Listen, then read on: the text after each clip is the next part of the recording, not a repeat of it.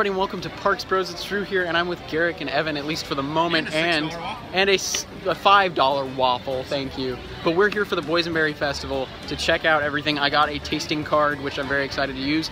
There are 14 different items I can use, but I have only 8 that I can actually, get. So, let's try the waffle out, shall we? So we're passing it in between the three of us. It's pretty good, honestly. I had the first bite. Wow, that was a massive bite. Save some for the rest of us, but not too overwhelmingly boysenberry, which is good, but a little crispy. It's pretty good. Not bad for a 2 o'clock breakfast. So as we're walking through Ghost Town, we're right next to the Ghost Town Grub, and yes, that's right, the Fun Bun and the Fun Stick are back. You can bet I'm gonna buy at least 3 of these later.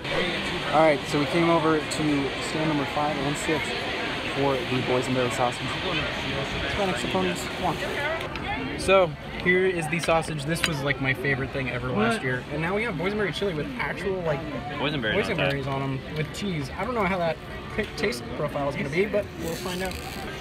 So the chili actually has Evan's blessing. He said it was really, really good, and that's surprising to me. A little bit. I mean, we just had some of the sausage. I'm about to dig in though for sure. So we ended up having the chili and the sausage. We did not just have the sausage. And I must say the chili, get the chili. Just please get the chili. It is so unbelievably good. It is the best thing I've had at the Boysenberry Festival entirely, which I did not think was possible. They did change the recipe for the boysenberry sausage just a little bit, and specifically for the boysenberry ketchup. So it's more vinegary than boysenberry, if that makes sense. So where last year was the opposite, and it was really, really good, and I could have eaten it by the spoonful. So they did change the recipe a little bit, but definitely, please get the chili if you like chili at all. The chili is fantastic.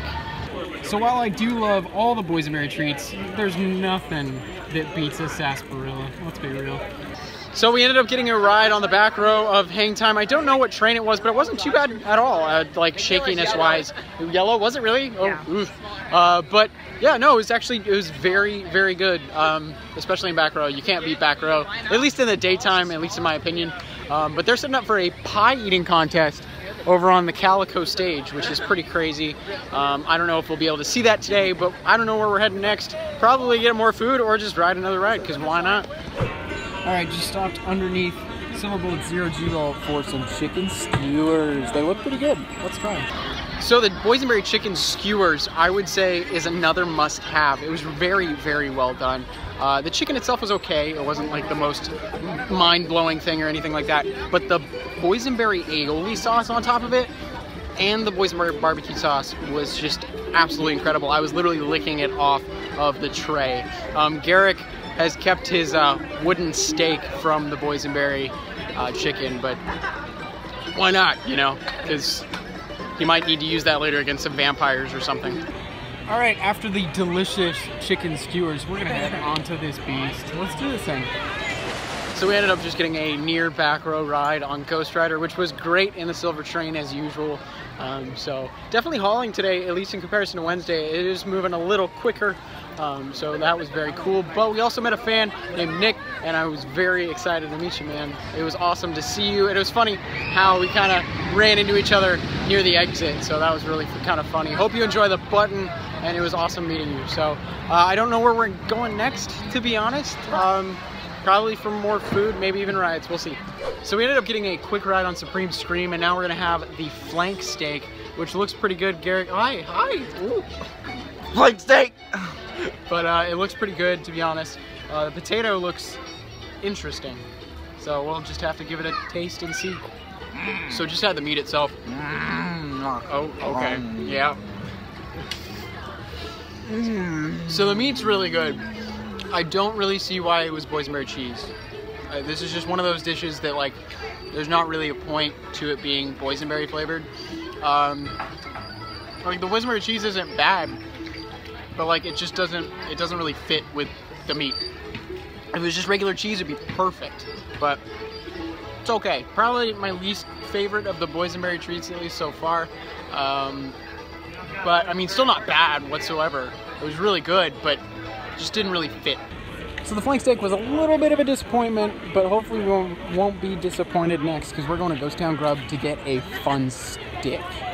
Mario, this is for you, bud.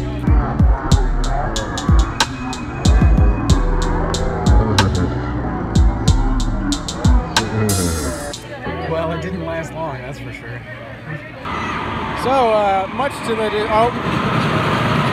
Well, never mind. It was stuck on the lift hill until I started filming, of course. Regardless, you may be wondering why, you know, we ended up near Fiesta Village and under Silver Bullet after eating over in Ghost Town. We ended up circling around to the Boardwalk Barbecue to say goodbye to Dorian and Sammy and Mike. And to speak on the Fun Stick, it was very, very good. The Fun Stick is very tasty. But if you've had the Fun Bun, I would stick with that, to be completely honest. The problem with the Fun Stick is that the cheese cake ends up kind of disintegrating a little bit in the fryer.